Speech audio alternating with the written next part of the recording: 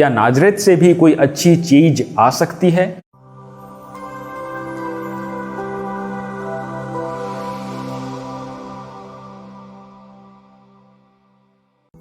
ख्रिस्त में प्यारे भाइयों और बहनों, आज हम संत फिलिप और याकूब का पर्व मनाते हैं। संत फिलिप पेतरुस और अंद्रियस की तरह बेतसाइदा का मूल निवासी था।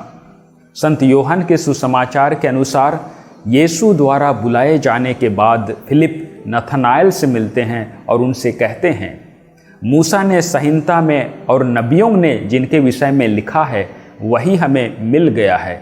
वह नाजरेत निवासी यूसुफ के पुत्र ईसा हैं। नथनाएल इस पर उत्तर देता है, क्या नाजरेत से भी कोई अच्छी चीज आ सकती है? इस पर फिलिप सिद्धांतों के आधार पर यीशु के बारे में नहीं समझाते हैं, बल्कि व्यक्तिगत रूप से यीशु को अनुभव करने के लिए निमंत्रण देते हैं और कहते हैं, आओ और देखो। यही उत्तर यीशु ने भी योहन बपतिस्ता के 2 शिष्यों को दिया था जब वे पूछते हैं कि आप कहाँ रहते हैं। यीशु भी उन्हें यही उत्तर दिया था, आओ और देखो।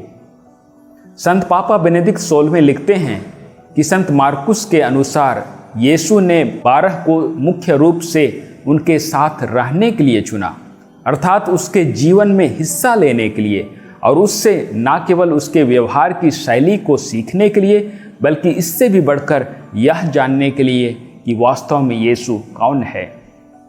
फिलिप हमें भी आमंत्रित करते हैं कि हम भी प्रभु के पास आएं और उसे चख कर देखें और जाने कि प्रभु कितना भला है।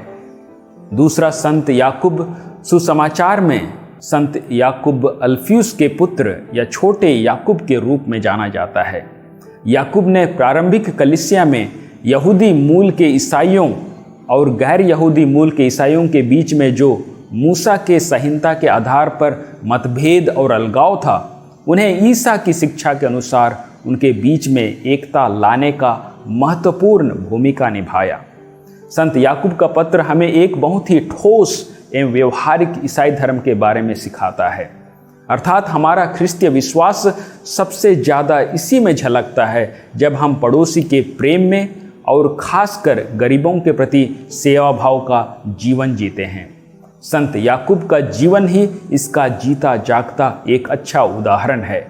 वह ईश्वरीय प्रेम और पड़ोसी प्रेम के लिए अपना संपूर्ण जीवन समर्पित कर दिया, यहाँ तक कि अपना प्राण भी।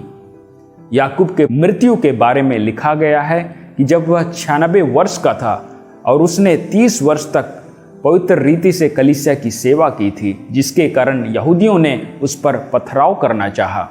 फिर उसे मंदिर के शिखर पर ले जाकर सिर के बल गिरा दिया गया।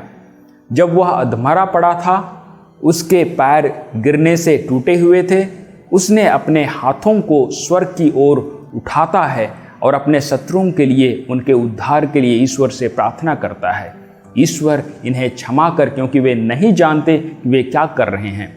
जब प्रेरित प्रार्थना कर ही रहा था कि हथौड़े से उसके सिर को कुचल दिया गया। दोनों प्रेरित फिलिप और याकूब के बारे में बहुत कम जाना जाता है।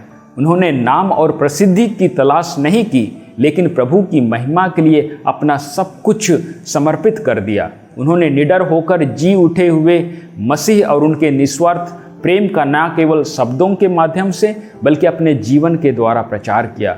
वे हमें निस्वार्थ प्रेम और एक दूसरे के प्रति सेवा भाव का जीवन जीने के लिए प्रेरणा देते हैं। वे हमें निमंत्रण देते हैं कि हम ख्रिस्तीय जीवन में सबसे पहले प्रभु के प्रेम को चखें और अनुभव करें कि प्रभु भला है और उसका प्रेम अपार है, और उनके ईश्वरीय प्रेम की अच्छाइयों को एक दूसरे के साथ साझा करें। आमीन।